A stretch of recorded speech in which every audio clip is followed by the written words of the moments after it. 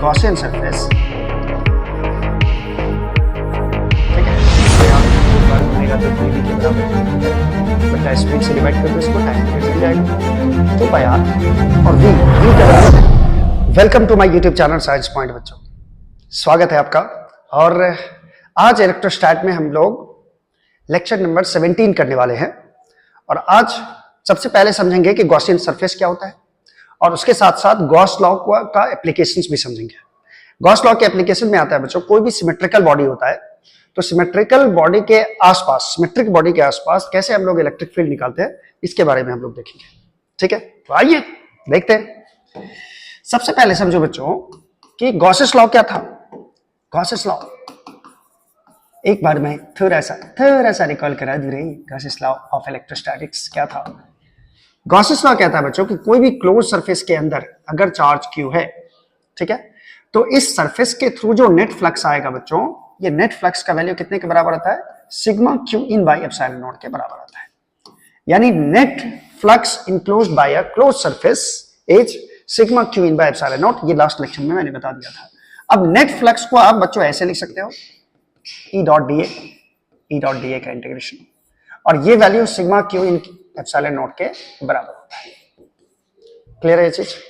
अगर मैं थोड़ा सा सिंप्लीफाइड वर्जन में ले जाऊं, सिंप्लीफाइड, इसको थोड़ा सा और सिंपल कर दूं रे, simplified form of Gauss's law, यही हम लोगों को एप्लीकेशन में यूज करना है बच्चों, simplified form of Gauss's law को। अब सिंप्लीफाइड फॉर्म इसका क्या होगा?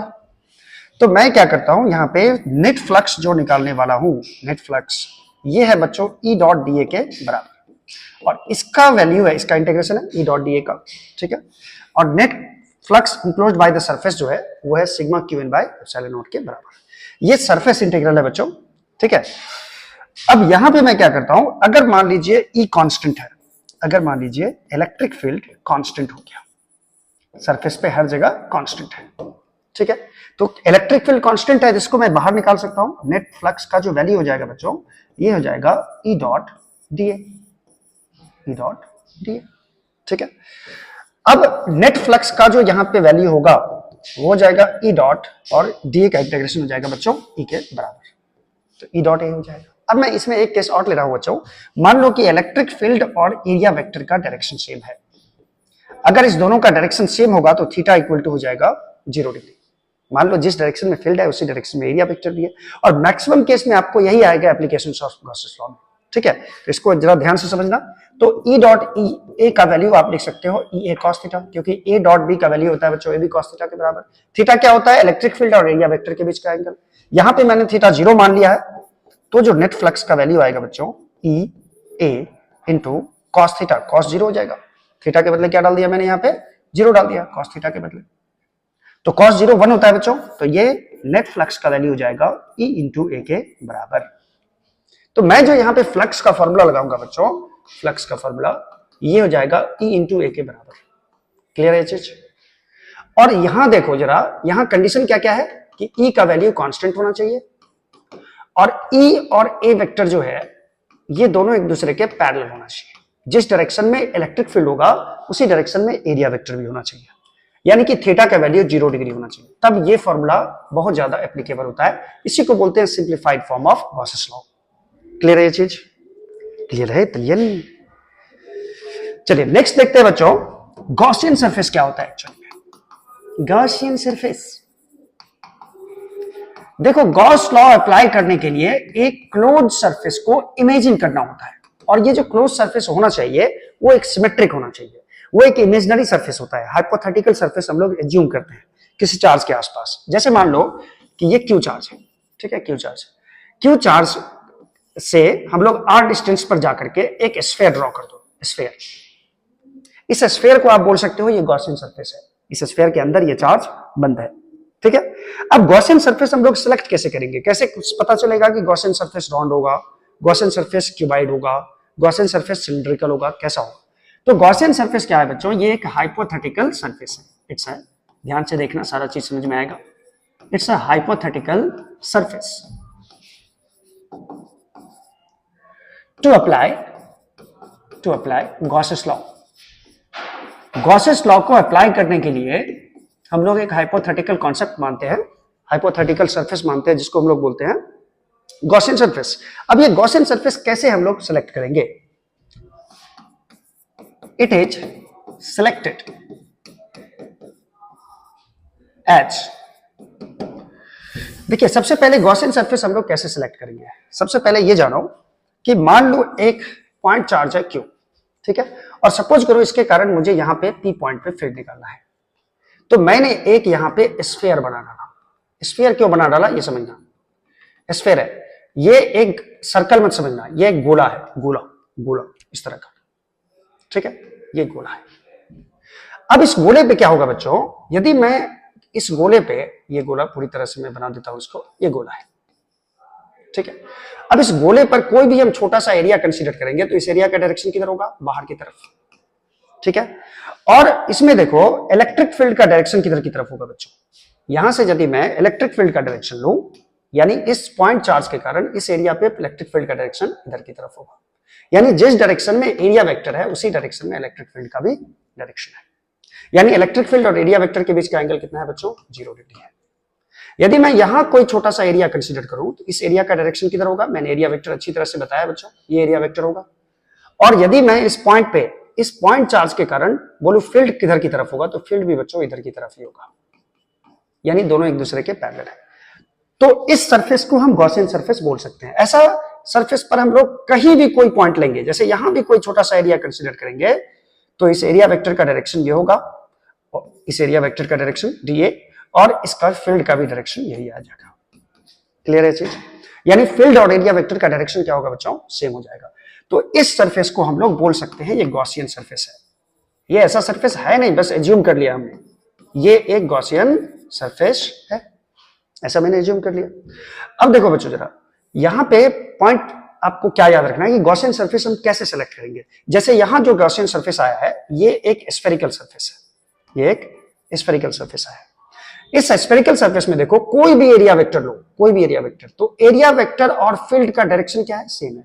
यानी एरिया वेक्टर और फील्ड के बीच का जो एंगल होना चाहिए वो 0 डिग्री होना चाहिए, ठीक है। और 90 डिग्री आ गया तो चलेगा, थीटा का वैल्यू 2 ही आ सकता है, 0 डिग्री आ सकता है या फिर 90 डिग्री आ सकता है। यानी इलेक्ट्रिक फील्ड और एरिया वेक्टर के बीच का एंगल या तो 0 हो या फिर 90 हो, ऐसे सिलेक्ट करेंगे, ठीक है। दूसरी बात कि अगर मैं यहां पे Q चार्ज के कारण, ये रेडियस होगा R, तो Q चार्ज के कारण यहां जो फील्ड होगा KQ/r² होगा। अगर मैं इस सरफेस पे आऊं, इस छोटे से एरिया पे आऊं, तो यहां भी फील्ड का मान उतना ही होगा, ये बराबर KQ²। यानी सरफेस पे हर जगह जो वैल्यू होगा फील्ड का वो होगा KQ/r² के बराबर। और ये इलेक्ट्रिक फील्ड का वैल्यू क्या होना चाहिए? कांस्टेंट होना चाहिए। यानी आपको गॉसियन सरफेस ऐसा एज्यूम करना है, जैसे चार्ज के आसपास एक ऐसा सरफेस एज्यूम करना है, उस सरफेस के हर पॉइंट पे इलेक्ट्रिक फील्ड का वैल्यू क्या रहना चाहिए? कांस्टेंट रहना चाहिए, ठीक है। तो सबसे पहली बात है कि गॉसियन सरफेस कैसे सिलेक्ट करेंगे, तो सबसे पहला पॉइंट हम लोगों को लिखना है क्या कि all along the Gaussian surface, all along the Gaussian surface, ठीक है, इलेक्ट्रिक फील्ड जो होना चाहिए बच्चों वो कांस्टेंट होना चाहिए। Electric field should be constant, should be constant. Electric field के वैल्यू को कांस्टेंट रहना बहुत ज्यादा जरूरी है, ठीक है। दूसरा जो है बच्चों कि गॉसियन सरफेस ऐसा होना चाहिए कि इलेक्ट्रिक फील्ड और एरिया वेक्टर के बीच का एंगल या तो 0 होना चाहिए या 90 होना चाहिए। All along the Gaussian surface, all along the Gaussian surface, all along the Gaussian surface, the angle between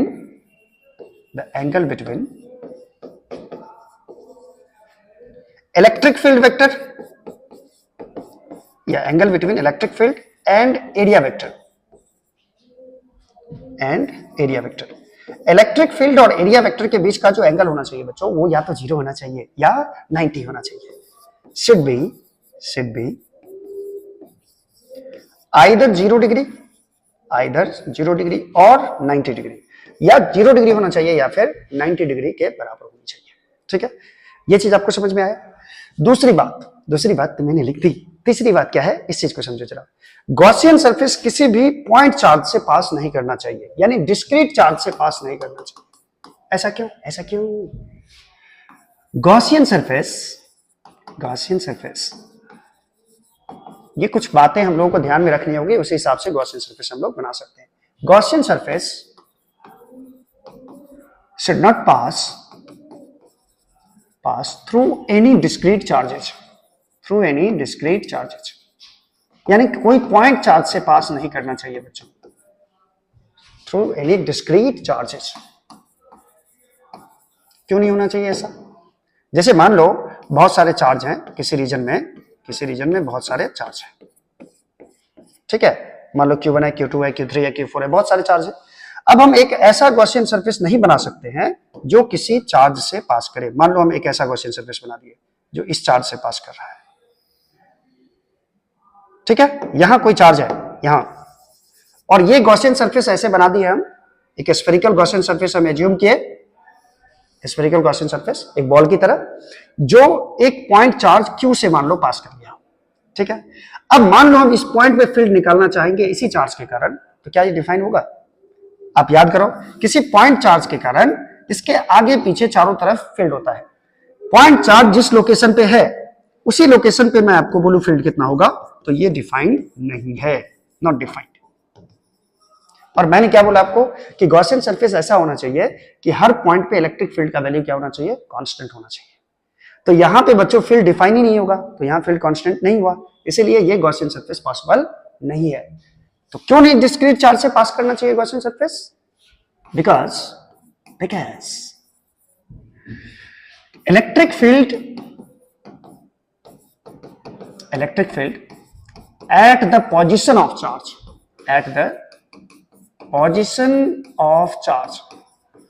is not defined,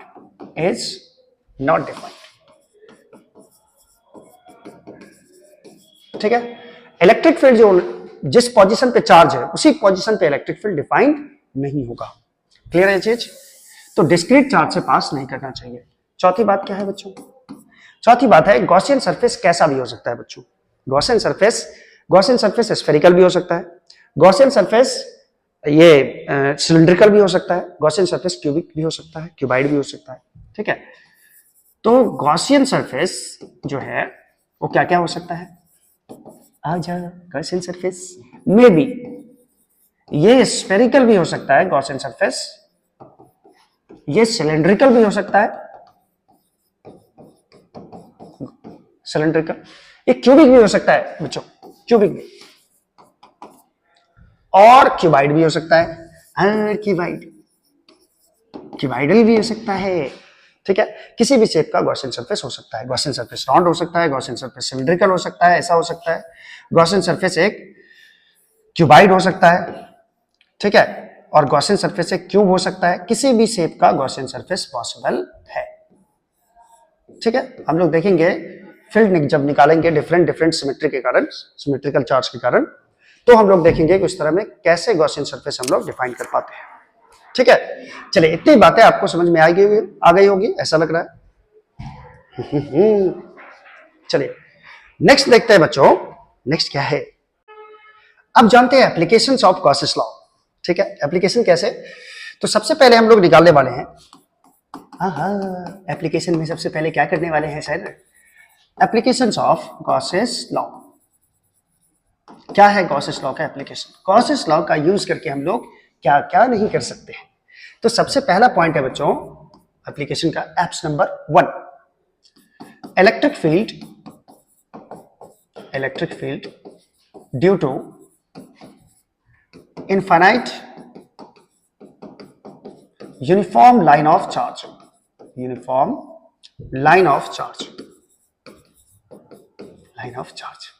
मैं देख लूं रिकॉर्डिंग स्टार्ट है ना? बिल्कुल। तो लाइन ऑफ चार्ज के कारण बच्चों कितना फील्ड होगा ये निकालना है। सबसे पहले मैंने एक यहां पे लाइन चार्ज बना दिया, ठीक है, बहुत बड़ा लाइन चार्ज है, ठीक है। और मैंने यहां पे मान लिया इस पे प्लस चार्ज है। देखो माइनस चार्ज भी हो सकता है, इसके लिए कोई जरूरी नहीं है प्लस चार्ज ही हो, ठीक है। और ये मैंने मान लिया ये माइनस इनफाइनाइट है और ये प्लस इनफाइनाइट है, ठीक है। इसका चार्ज डेंसिटी बच्चों हम लोग मान लेते हैं लैम्डा, लेमडा इसका चार्ज डेंसिटी है, और चार्ज डेंसिटी आपको अच्छी तरह से बताया गया है, चार्ज पर यूनिट लेंथ होता है बच्चों, ठीक है। अब यहां पे इस लाइन के नियर कोई एक पॉइंट है P, और इस पॉइंट पे मुझे इलेक्ट्रिक फील्ड निकालना है, और ये पॉइंट यहां से r यूनिट की दूरी पर है बच्चों। कितने यूनिट की दूरी पर है? r यूनिट की दूरी पर। देखो line charge, infinitely line charge का मतलब क्या होता है बच्चों, कि कोई चीज को इनफाइनाइट हम कब बोलते हैं? जब उसका ओर छोर पता नहीं चलता है, जैसे आसमान, ओर छोर कहां शुरू हुआ कहां खत्म हुआ पता नहीं चलता है। तो ये आपको, आपके लिए ये पेन इनफाइनाइट हो सकता है क्या? हमारी आंख के लिए ये हो सकता है। देखो अभी मुझे सारा चीज इस पेन का टॉप पॉइंट और बॉटम पॉइंट दोनों दिख रहा है, तो मैं बोल रहा हूं कि ये अभी फाइनाइट है। यदि मैं पेन को यहां से देखूं, बहुत नजदीक से देखूं, तो पूरा उसका ऊपर और छोर पता नहीं चलेगा। तो इस पॉइंट के लिए ये पेन हो गया इनफाइनाइट, ठीक है। इनफाइनाइट बॉडी कब बोलते हैं? जी डिपेंड करता है कि कितने नजदीक से आप बॉडी को देख रहे हैं, या पॉइंट कितना नजदीक है। जैसे मैं बोर्ड को बोलूं तो आपको दिख रहा होगा फाइनाइट है, लेकिन बोर्ड को मैं यहां से देखूं, ठीक है, हर जगह बोर्ड ही बोर्ड दिखाई देगा, ठीक है। तू ही रे बोर्ड रे, पूरा बोर्ड दिखा, बोर्ड आपको इनफाइनाइट नजर आएगा यहां से देखोगे तो, और छोर पता नहीं चलेगा इसका। यानी बोर्ड के लिए यदि मैं यहां पॉइंट लूं तो इस पॉइंट के लिए बोर्ड हो जाएगा इनफाइनाइट, ठीक है। उसी तरह से लाइन चार्ज बहुत बड़ा नहीं है, ये इनफाइनाइट लाइन चार्ज इसलिए बोल रहे हैं इसको क्योंकि यहाँ पे पॉइंट बहुत ज्यादा नजदीक है, ठीक है। अब बच्चों यहां पे इलेक्ट्रिक फील्ड निकालना है इस लाइन ऑफ चार्ज के कारण, ठीक है। इससे पहले भी हम लोग इंटीग्रल मेथड यूज कर चुके हैं इसमें यहाँ पे फील्ड निकालने के लिए, लेकिन वो बच्चों बहुत लेंथी प्रोसेस था। तो गॉसेस लॉ क्या करता है कि इसको थोड़ा सा, इस प्रोसेस को थोड़ा शॉर्ट कर देता है। कैसे कर देता है ये देखिए जरा। सबसे पहले मैं मान लूं कि लेमडा जो है यहाँ पे, ये है linear charge density, linear charge density, ठीक है। लीनियर चार्ज डेंसिटी क्या बताता है बच्चों, कि 1 मीटर लेंथ पे कितना चार्ज होता है, लेमडा चार्ज। 2 मीटर लेंथ पे कितना चार्ज हो जाएगा, 2 लेमडा। 3 मीटर पे कितना हो जाएगा, 3 लेमडा। ये लेमडा बताता है, ठीक है। अब आपको मैं बता रहा हूं कि ये गॉस लॉ का मतलब गॉस लॉ को यूज करके हम लोग पॉइंट पी पे कैसे फील्ड निकालेंगे, ठीक है। देखिए सबसे पहले गॉस लॉ यूज करने के लिए बच्चों क्या किया जाता है, सबसे पहले आप क्या करो कि देखो उस पे, उस बॉडी का चार्ज डेंसिटी क्या है, बॉडी का चार्ज डेंसिटी क्या है, ये मैंने देख लिया। और बॉडी का सिमेट्रिसिटी देखो, और उस हिसाब से गॉसियन सरफेस पहले डिसाइड करो कि पहले बताओ कि ये गॉसियन सरफेस कैसा बनेगा। यानी जिस पॉइंट पे आपको फील्ड निकालना है उस पॉइंट से ये गॉसियन सरफेस पास करना चाहिए। यानी जैसे आपको पी पॉइंट पे फील्ड निकालना है तो पी पॉइंट पे गॉसियन सरफेस, पी पॉइंट से गॉसियन सरफेस पास करना चाहिए। अब गॉसियन सरफेस बनेगा कैसे? तो गॉसियन सरफेस क्या कहता है, कैसे हम लोग सिलेक्ट करेंगे गॉसियन सरफेस? तो गॉसियन सरफेस ऐसे सिलेक्ट करना है कि उस पर इलेक्ट्रिक फील्ड का वैल्यू हर जगह क्या हो, सेम हो। अब मैं यहाँ पे आपको बताता हूं कि गॉसियन सरफेस आप कैसे सिलेक्ट करोगे। जैसे मान लीजिए ये आपके पास लाइन चार्ज है, यूनिफॉर्मली डिस्ट्रीब्यूटेड है लाइन पे बहुत सारा चार्ज, और यहां पे इस पॉइंट पे आपको मान लीजिए आर डिस्टेंस पर इस पॉइंट पे आपको इलेक्ट्रिक फील्ड निकालना है, ठीक है। चलो अगर मैं आर डिस्टेंस इधर आ जाऊं, उतना ही डिस्टेंस इधर आ जाऊं, तो यहां पे भी फील्ड बच्चों सेम होगा, क्योंकि इधर से आर दूरी पर जितना फील्ड यहां पे होगा, इधर इस लाइन से इधर भी चले जाएंगे आर डिस्टेंस पे, तो इस लाइन के कारण फील्ड वही होगा, ठीक है। इस लाइन के देखो, जैसे ये लाइन चार्ज है तो मैं इस पॉइंट पे फील्ड निकालूंगा आर डिस्टेंस पर, कुछ फील्ड आएगा, और इतना ही डिस्टेंस इधर चला जाऊं आर डिस्टेंस, तो दोनों तरफ फील्ड क्या आएगा, सेम आएगा। अब मैं आर डिस्टेंस आपकी तरफ चला जाऊं तो यहां भी फील्ड सेम होगा। अब मैं आर डिस्टेंस यहां से लाइन से इधर चला जाऊं, इधर चला जाऊं, इधर चला जाऊं, यानी चारों तरफ जो फील्ड होगा आर डिस्टेंस पर वो क्या होगा, सेम होगा। मैं एक सर्कल यदि बना दूं, यहां पे मैं एक सर्कल यदि ड्रॉ कर दूं तो ये सारा डिस्टेंस आर होगा, ये सारा डिस्टेंस आर होगा, ठीक है। और हर जगह हर पॉइंट पे फील्ड का वैल्यू क्या होगा, कांस्टेंट होगा। लेकिन ये बच्चों गॉसियन सरफेस नहीं हुआ, ये तो एक लाइन हो गया, ये सरफेस नहीं है, ठीक है।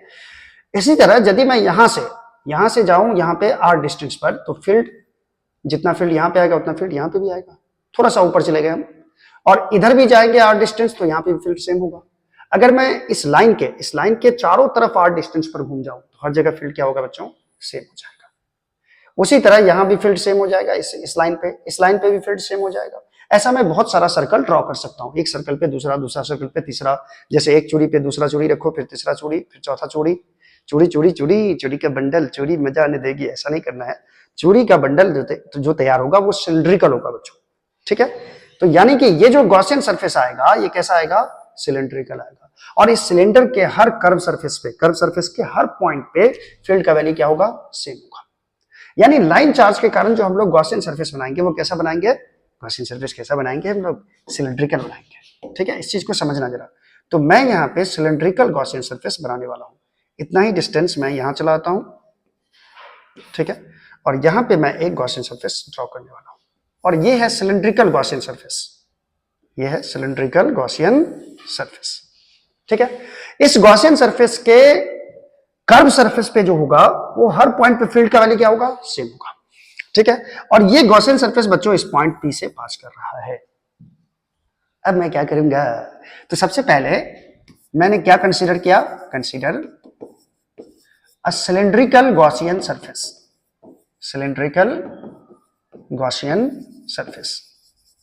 गॉसियन सरफेस को सेलेक्ट करने के लिए कौन सा रूल है, और ये किस पॉइंट से पास कर रहा है बच्चों, through point P, through point P. जिस पॉइंट पर आपको फील्ड निकालना है उस पॉइंट से ये गॉसियन सरफेस पास करना चाहिए। अब यहां पे क्या करना है आपको, ये ध्यान में रखना है, इस गॉसियन सरफेस का आप लेंथ L मान सकते हैं। ठीक है, और रेडियस तो जानते ही हो किसके बराबर होगा, रेडियस हो जाएगा R के बराबर। क्लियर है चीज। अब याद कीजिए सिलेंडर के थ्रू फ्लक्स कैसे हम लोग निकालते थे। अब काम क्या होता है बच्चों, जब गॉसियन सरफेस जो सिलेक्ट किए हैं, अब आपको फाइंड करना है, फाइंड फ्लक्स यानी electric flux through Gaussian surface, through Gaussian surface, Gaussian surface. ये दूसरा स्टेप है जो आपको फील्ड निकालने के लिए लेना है। बच्चों एक ही चीज देखो जरा, जो स्टेप हम लोग इसमें लाइन चार्ज के कारण ले रहे हैं इलेक्ट्रिक फील्ड निकालने के लिए, वही स्टेप हम लोग infinite thin sheet of charge के कारण भी लेंगे, वही स्टेप सिलिंड्रिकल चार्ज के कारण भी, वही स्टेप स्फीयर के कारण भी। यानी अगर ये स्टेप्स आपको याद रहती है, ये स्टेप्स पूरा याद रहता है अगर, तो आप किसी भी सिमेट्रिक बॉडी के आसपास फील्ड निकाल सकते हैं। सिमेट्रिकल कोई चार्ज बॉडी है उसके आसपास फील्ड आप निकाल सकते हैं। ठीक है, मैं इसे मिटा देता हूं। अब दूसरा मैंने कंडीशन क्या बताया, find flux through Gaussian surface, net flux, net flux निकालो, find net flux through Gaussian surface. इस सरफेस के थ्रू नेट फ्लक्स निकालना है। अब आपको बताया गया है बच्चों, सिलेंडर में 3 तरह का एरिया होता है। 2 होता है बेस वाला एरिया, ये वाला, एक ये वाला, ये बेस हो गया, और ये कर्व सरफेस हो गया, ये कर्व सरफेस जो चारों तरफ रहता है। ठीक है, ये कर्व सरफेस, ये वाला कर्व सरफेस हो गया, एक ये बेस हो गया, एक इधर वाला बेस हो गया। यानी 3 तरह के इसमें एरिया होता है। तो मैं क्या कर रहा हूं, यहां पे इस एरिया के through flux, simplified version use करना है। सिंप्लीफाइड वर्जन कैसे यूज करना है देखो जरा। एक चीज मैंने आपको और बताया, याद करो कि जब भी थीटा का वैल्यू 90 होता है तो फ्लक्स का वैल्यू क्या होता है बच्चों, 0 के बराबर।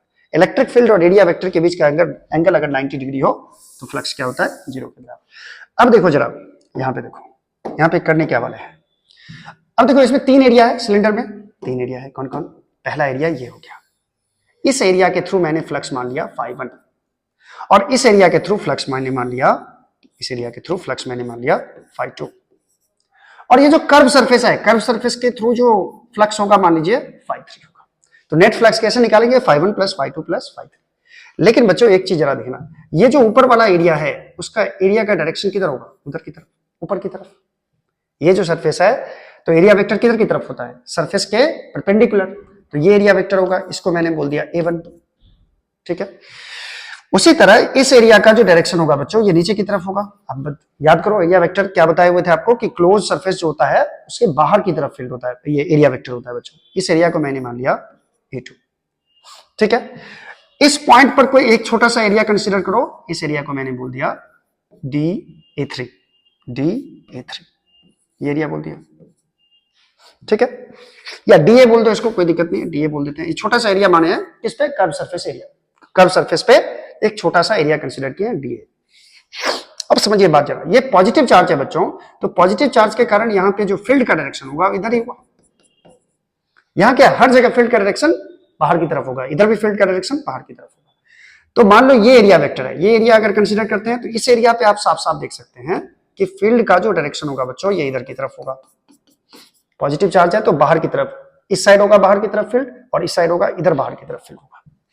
ठीक है, अब समझिए जरा, इधर भी अगर आओगे तो इधर भी इलेक्ट्रिक फील्ड का डायरेक्शन किधर होगा, बाहर की तरफ होगा। और इस साइड अगर देखोगे तो इस साइड भी इलेक्ट्रिक फील्ड किधर की तरफ होगा, बाहर की तरफ होगा। तो मैं इस साइड हटा देता हूं, इस साइड में नहीं दिखाता हूं। अब देखो जरा, इलेक्ट्रिक फील्ड और एरिया वेक्टर के बीच का एंगल कितना है, ये क्या हुआ, ये क्या हुआ, इलेक्ट्रिक फील्ड और एरिया वेक्टर के बीच का एंगल 90 है। यानी इस एरिया वेक्टर, इसके एरिया वेक्टर और इलेक्ट्रिक फील्ड के बीच का एंगल कितना है बच्चों, 90 है। यहां भी देखो इसका जो एरिया है बच्चों, इसका एरिया वेक्टर इधर की तरफ है और इलेक्ट्रिक फील्ड का डायरेक्शन किधर की तरफ है, इधर की तरफ है, और ये एंगल कितना हो जाएगा 90 डिग्री। और जब भी एंगल एरिया वेक्टर और इलेक्ट्रिक फील्ड के बीच का एंगल 90 डिग्री होता है तो इससे रिलेटेड जो फ्लक्स होगा वो कितना हो जाएगा, 0 हो जाएगा। इसका मतलब हुआ बच्चों कि इस एरिया के थ्रू फ्लक्स और इस एरिया के थ्रू फ्लक्स आपको क्या मिलेगा, 0 मिलेगा। यानी अगर मैं निकालूं net flux phi net through Gaussian surface, through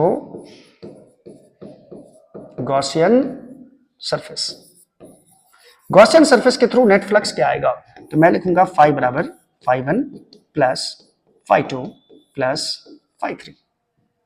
phi 1 किसको माना है मैंने, इस एरिया के थ्रू फ्लक्स फाई 1 माना है, तो ये फ्लक्स हो जाएगा बच्चों, नेट फ्लक्स का जो वैल्यू होगा ये हो जाएगा 0 के बराबर। फाई 2 का वैल्यू, फाई 2 मतलब इसके थ्रू फ्लक्स, इसका एरिया वेक्टर देखो किधर है, इसका एरिया वेक्टर नीचे की तरफ होगा और इलेक्ट्रिक फील्ड इधर की तरफ है, तो ये फ्लक्स होगा 0। फाई 3 का वैल्यू क्या हो जाएगा बच्चों, ये देखो जरा, फाई 3 का वैल्यू, इलेक्ट्रिक फील्ड और एरिया वेक्टर के फाई का फॉर्मूला क्या था, E dot D A, E dot D A, E dot D A. ठीक है, अब ई और डी ए का डायरेक्शन क्या है, सेम है। देखो यहां से जो छोटा सा एरिया कंसीडर किए थे कर्व सरफेस पे, इसमें इलेक्ट्रिक फील्ड और एरिया वेक्टर का दोनों का डायरेक्शन क्या है, सेम है। तो यहां पे नेट फ्लक्स जो आएगा बच्चों, नेट फ्लक्स ये आ जाएगा ई डॉट डी ए का मतलब हो गया ई इंटू डी ए। ठीक है, क्यों D A, E D A cos theta होता है, थीटा यहाँ पे क्या आ जाएगा, ई और डी ए के बीच का एंगल क्या है, 0 डिग्री, तो कॉस 0 क्या हो जाता है, 1। अब यहाँ पे हर पॉइंट पे इलेक्ट्रिक फील्ड कांस्टेंट है गॉसियन सरफेस पे, तो ई को बाहर निकाल लेता हूं, यहाँ बचेगा D A, E into D A का इंटीग्रेशन हो जाएगा ए। अब ये जो ए होगा इंटीग्रेशन बच्चों, ये एरिया किस पे कंसीडर किए हो तुम, कर्व सरफेस पे, कर्व सरफेस पे कंसीडर किए हो, तो डी ए का जो इंटीग्रेशन होगा तो पूरा कर्व सरफेस का एरिया मिल जाएगा। और सिलेंडर का कर्व सरफेस का एरिया कितना होता है, सिलेंडर का यानी बेलन का पृष्ठ क्षेत्रफल बच्चों कितना होता है, 2 पाई आर एच, कितना होता है, 2 पाई आर एच। तो ये मैं ए के बदले लिखने वाला हूं ई इंटू 2 पाई, रेडियस इसका कितने के बराबर है, आर के बराबर है सिलेंडर का, और हाइट कितने के बराबर है, एल के बराबर मैंने माना है, तो 2 पाई आर एल। ये होगा net flux linked with Gaussian surface. ठीक है, अच्छा ये कर लिए। अब तीसरा क्या करना है, ये देखो जरा, स्टेप देखते जरा ध्यान से। ओह मैंने ये क्या किया, ये तो मिट गया रे। तीसरा स्टेप है, पहला क्या किया मैंने, गॉसियन सरफेस बनाया, दूसरा क्या किया, गॉसियन सरफेस से नेट फ्लक्स निकाला रे, और तीसरा क्या करना है बच्चों, आपको निकालना है सिग्मा क्यू इन का वैल्यू, सिग्मा क्यू इन का वैल्यू, यानी गॉसियन सरफेस के अंदर कितना चार्ज है, गॉसियन सरफेस के अंदर कितना चार्ज है ये निकालना है। तो बच्चों देखो जरा, ये लाइन चार्ज है, ये लाइन चार्ज है, इस पे प्लस चार्ज है, प्लस चार्ज है, प्लस चार्ज है, प्लस चार्ज है। ठीक है, और मैंने ऐसा गॉसियन सरफेस कंसीडर किया है जिसका लेंथ कितना है बच्चों, एल के बराबर, रेडियस कितना है बच्चों, आर के बराबर। ठीक है, अब यदि मैं आपसे पूछूं कि इस गॉसियन, देखो लाइन चार्ज पर तो इधर तक चार्ज है, लेकिन ये जो गॉसियन सरफेस हम बनाए हैं, इस गॉसियन सरफेस के अंदर देखो कितना चार्ज है अंदर। तो बच्चों ये लाइन चार्ज के अंदर जो आपको लाइन दिख रहा है, ये लाइन, इस लाइन पर जो चार्ज होंगे, इस लाइन पर जो चार्ज है, प्लस चार्ज जो भी है इस लाइन पर, वही लाइन, इस इतना दूर लाइन पे जो चार्ज है वही सिर्फ गॉसियन सरफेस के अंदर है। मैंने ऐसा गॉसियन सरफेस बना लिया मान लो, ठीक है, पेन पर हर जगह चार्ज है, ऐसा गॉसियन सरफेस बना लिया। अब मेरे मुट्ठी में जितना बंद है चार्ज वही तो मेरे मुट्ठी के अंदर है, और मैंने अपने मुट्ठी को क्या मान लिया है, सिलेंडर मान लिया है, सिलेंड्रिकल सरफेस, गॉसियन सरफेस। अब ये गॉसियन सरफेस है, गॉसियन सरफेस के अंदर इतना ही चार्ज आएगा, इतना, यानी एल लेंथ पे जो चार्ज आएगा, एल लेंथ ये होगा, एल लेंथ पे जो चार्ज आएगा वही होगा सिग्मा क्यू इन का वैल्यू। अब बताओ इसका लीनियर चार्ज डेंसिटी कितना होता है बच्चों, कितना है, लेमडा है। लेमडा के बारे में मैंने क्या बताया था कि 1 मीटर लेंथ पे कितना चार्ज होता है, लेमडा, 2 मीटर पे 2 लेमडा, 3 मीटर पे 3 लेमडा, तो एल मीटर पे कितना चार्ज होगा, एल लेमडा होगा, एल लेमडा। ठीक है, इसको आपको नोट नहीं करना है, मैं यहां पे ये चीज डायरेक्ट लिखने वाला हूं। ठीक है, चलिए, तो इस पे कितना चार्ज हो जाएगा, लेमडा इंटू एल के बराबर। नाउ सिग्मा क्यू इन का वैल्यू निकालिए आप, सिग्मा क्यू इन का वैल्यू आ गया लेमडा इंटू एल के बराबर। ठीक है, ये तीसरा स्टेप मैंने क्लियर कर लिया, पूरा कर लिया। आप ये देख सकते हो कैसे निकाला मैंने, कि इस लेंथ पर कितना चार्ज होगा जो सिलेंडर के अंदर है, बस उतना ही चार्ज लेना है, क्योंकि गॉस लॉ लगाने के लिए हम लोग उतना ही चार्ज लेते हैं जो गॉसियन सरफेस के अंदर है। ठीक है, चलिए अब चौथा स्टेप क्या है बच्चों? चौथा स्टेप है इसका, चौथा स्टेप, ये स्टेप मैं बगल में लिखते जा रहा हूं, इस सोच को समझना। चौथा स्टेप बच्चों, apply Gauss's law. Apply Gauss's law to find electric field. Electric field निकालने के लिए बच्चों आप गॉस लॉ अप्लाई कर दीजिए। ठीक है, तो मैं यहां लिखने जा रहा हूं नाउ, नाउ बहुत बार लिख लिया। Applying Gauss's law, applying Gauss's law. ठीक है, गॉस लॉ क्या कहता है बच्चों कि नेट फ्लक्स का जो वैल्यू होता है, नेट फ्लक्स का, ये मैं क्या किया, नेट फ्लक्स का जो वैल्यू होता है ये होता है sigma Q in by epsilon not के बराबर, sigma Q in by epsilon not के बराबर। तो नेट फ्लक्स का वैल्यू कितना आया? E into 2 pi R L, E into 2 pi R L. ठीक है, और ये सिग्मा क्यू इन का वैल्यू हो जाएगा lambda L, sigma Q in का value lambda L into epsilon not. ठीक है, चलिए अब E का वैल्यू यहां से इजीली निकल सकता है। E का वैल्यू कितना हो जाएगा? ये 2 पाई आर एल कहां जाएगा? नीचे। तो यानी कि E बराबर हो जाएगा बच्चों lambda L by 2 pi R L epsilon not. यहां से एल एल कट जाएगा बच्चों, एल एल कट गया रे, मारा गया एल। तो lambda by 2 pi r epsilon naught बचा, या 2 पाई एप्सिलॉन नॉट आर बचा, ई का मान। तो मैं यहां पे नेक्स्ट पेज में लिख देता हूं ई बराबर lambda by 2 pi epsilon not पहले लिखूंगा, आर बाद में। तो ई का वैल्यू हो जाएगा lambda by 2 pi epsilon naught r के बराबर। ये इलेक्ट्रिक फील्ड होता है बच्चों due to infinite uniform line of charge के कारण। अगर मैं यहां पे 2 से ऊपर नीचे मल्टीप्लाई कर दूं तो ये हो जाएगा 4 पाई एप्सिलॉन नॉट आर के बराबर। अब मैं इसको ऐसे लिख सकता हूं बच्चों 2 इंटू 1/4 पाई एप्सिलॉन नॉट अलग लिख दो, लेमडा बाई आर अलग लिख दो। अब 1/4 पाई एप्सिलॉन नॉट को क्या बोलते हो? के बोलते हो। तो इसको मैं लिख दूंगा 2k लेमडा बाई आर। यानी इनफाइनाइट लाइन ऑफ चार्ज के कारण आर डिस्टेंस पर बच्चों फील्ड जो होता है, इससे आर डिस्टेंस पर जो फील्ड होता है, अगर पॉजिटिव चार्ज है तो ये फील्ड बाहर की तरफ होगा, और ये फील्ड जो होगा बच्चों इसी का फॉर्मूला है, या तो आप लिखो lambda by 2 pi epsilon naught r लिखो, या फिर 2k लेमडा बाई आर लिखो। ये दोनों फॉर्मूला आप याद रख सकते हो। क्लियर है? क्लियर है? चलिए इस पे एक क्वेश्चन करते हैं बच्चों, एक क्वेश्चन और चाहो तो आप इसका स्क्रीनशॉट ले सकते हो। ठीक है, चलिए क्वेश्चन करते हैं। क्वेश्चन क्या है? क्वेश्चन क्या है रे? क्वेश्चन है बच्चों, एक बहुत बड़ा वायर हुआ करता था। अरे ये टेढ़ा वायर हो गया, मैं एक सीधा वायर खींच रहा हूं। ठीक है, देखो बच्चों, एक इनफाइनाइट लाइन ऑफ चार्ज हुआ करता था। इस पे चार्ज है पॉजिटिव चार्जेज। ठीक है, और इसका लीनियर चार्ज डेंसिटी दे रखा है लैम्डा, और इसके r यूनिट की दूरी पर एक माइनस क्यू चार्ज है, और ये क्या कर रहा है सर? ये इसके चारों तरफ सर्कुलर मोशन कर रहा है, यूनिफॉर्म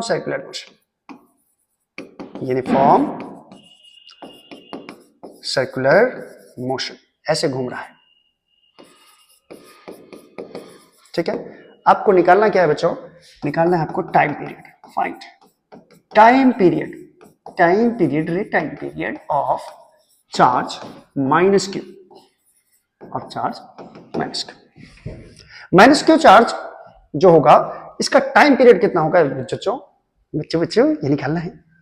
ठीक है, चलो अब देखते हैं। इतना क्वेश्चन में आपको दिया हुआ है बच्चों कि ये इनफाइनाइट लाइन ऑफ चार्ज का चार्ज डेंसिटी है लेमडा के बराबर, और आर यूनिट की दूरी पर एक माइनस क्यू चार्ज है जो इस वायर के ये जो लाइन ऑफ चार्ज है इसके चारों तरफ किसी स्पीड से ये यूनिफॉर्म सर्कुलर मोशन कर रहा है। कितना स्पीड है ये नहीं दिया है बस।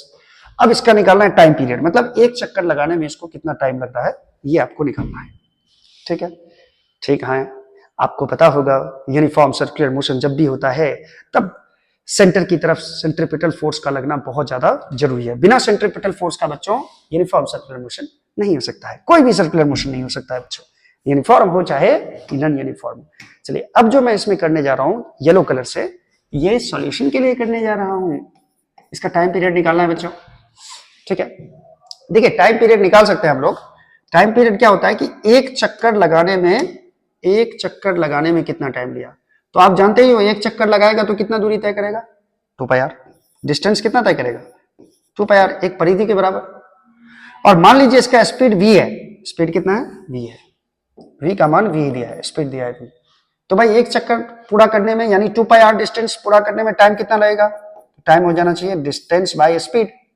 तो डिस्टेंस कितना है 2πr और स्पीड कितना है v। लेकिन स्पीड हम लोग को पता नहीं है, स्पीड निकालना है बच्चों, ठीक है। तो स्पीड निकालने के लिए क्या करेंगे, अब यदि ये इधर की तरफ मूव कर रहा है तो देखो जरा, सबसे पहले इनफाइनाइट लाइन ऑफ चार्ज के कारण यहाँ पे फील्ड कितना होगा बच्चों, इधर की तरफ फील्ड होगा जो कि होगा 2k lambda by r, 2k lambda by r, ये फील्ड होगा। इसके कारण इस पॉइंट पे फील्ड इधर की तरफ होगा, पी पॉइंट पे। अब इसके फील्ड में ये आ गया, -q चार्ज फंस गया, ठीक है। तो फील्ड का डायरेक्शन इधर है, तो इस चार्ज पे बच्चों फोर्स किधर लगेगा, इधर की तरफ, ये फोर्स लगेगा जो कि होगा इलेक्ट्रोस्टैटिक फोर्स, ठीक है। ये फोर्स सेंटर की तरफ रहेगा, क्योंकि जब ये मूव करेगा तो इसका सेंटर यहीं पे आएगा। वाइट, ये लाइन ऑफ चार्ज के चारों तरफ मूव करेगा तो इसका सेंटर यहां पे आएगा, ठीक है। तो इधर की तरफ जो इलेक्ट्रिक फोर्स लगेगा बच्चों, electric force on charge -q charge पे फोर्स कितना लगेगा, ठीक है। तो -q चार्ज पे जो फोर्स लगेगा बच्चों, F बराबर क्या होता है फॉर्मूला, QE। तो F बराबर मैंने लिख दिया QE, डबल पावर बराबर रख दिए सर QE। डायरेक्शन हम लोग दिखा दिए बच्चों, इसलिए माइनस साइन में लिए। डायरेक्शन फील्ड के अपोजिट डायरेक्शन में फोर्स लगता है, नेगेटिव चार्ज होता है। तो F बराबर हो जाएगा बच्चों Q और E का वैल्यू, यानी इस पॉइंट पे जो फील्ड है वो 2k लैम्डा बाय r है, 2k लैम्डा बाय r। ये लाइन चार्ज के कारण फील्ड होता है बच्चों, ठीक है। अब यहां पे F बराबर हो गया बच्चों 2kq लैम्डा बाय r के बराबर, ठीक है। ये कौन सा फोर्स है, electric force, electric force, electric force. और ये किधर की तरफ लगा, सेंटर की तरफ। और आप जानते हो कि नेट फोर्स जो सेंटर की तरफ लगता है वही हो जाता है सेंट्रीपिटल फोर्स। नेट फोर्स जो सेंटर की तरफ लगता है उसी को बोलते हैं बच्चों सेंट्रीपिटल फोर्स। यानी यही जो है इलेक्ट्रोस्टैटिक फोर्स कौन सा फोर्स बन जाएगा, सेंट्रीपिटल फोर्स बन जाएगा। और सेंट्रीपिटल फोर्स का वैल्यू हम लोग जानते हैं mv²/r होता है, और Fe का वैल्यू दे रखा है 2k लैम्डा बाय r। तो यहां से देखो टाइम पीरियड निकालने के लिए क्या चाहिए, स्पीड चाहिए। तो यहां से आप पहले स्पीड निकाल लीजिए, ये दोनों r कट जाएगा बच्चों। v का वैल्यू निकालोगे तो ये आएगा 2k लैम्डा बाय m के बराबर, ये स्पीड आ गया। अब टाइम पीरियड का फॉर्मूला लगा दो, एक चक्कर पूरा करने में कितना टाइम लगेगा, तो एक चक्कर पूरा करेगा तो डिस्टेंस कितना कवर करेगा, 2πr। एक बार घूमेगा तो परिधि के बराबर 2πr, बटा स्पीड से डिवाइड कर दो इसको, टाइम पीरियड मिल जाएगा 2πr। और v का वैल्यू नीचे में रखना है बच्चों, तो इसको पलट के लिख दो, पलट के लिखोगे तो ये हो जाएगा m/2k लैम्डा। तो आप ये आंसर आप लिख सकते हो। कुछ छूट तो नहीं रहा, कुछ छूट, हाँ छूट रहा है ना, क्यों छोड़ दिया ना सर आप, क्यों सॉरी, अच्छा sorry 2kq lambda, 2kq lambda, क्यों छूट रहा है, क्यों छूट रहा है, यहाँ पे मैं क्यों जान देता हूँ, m/2kq लैम्डा या लैम्डा क्यू। ये टाइम पीरियड हो जाएगा बच्चों, ये फाइनल आंसर होगा। क्लियर है, क्लियर। तो बच्चों ये था इनफाइनाइट लाइन ऑफ चार्ज के कारण इलेक्ट्रिक फील्ड हम लोग कैसे निकालते हैं। नेक्स्ट लेक्चर में हम लोग देखेंगे सिलिंड्रिकल चार्ज के कारण और स्फेरिकल चार्ज के कारण कैसे इलेक्ट्रिक फील्ड निकाला जाता है। तब तक के लिए थैंक यू सो मच।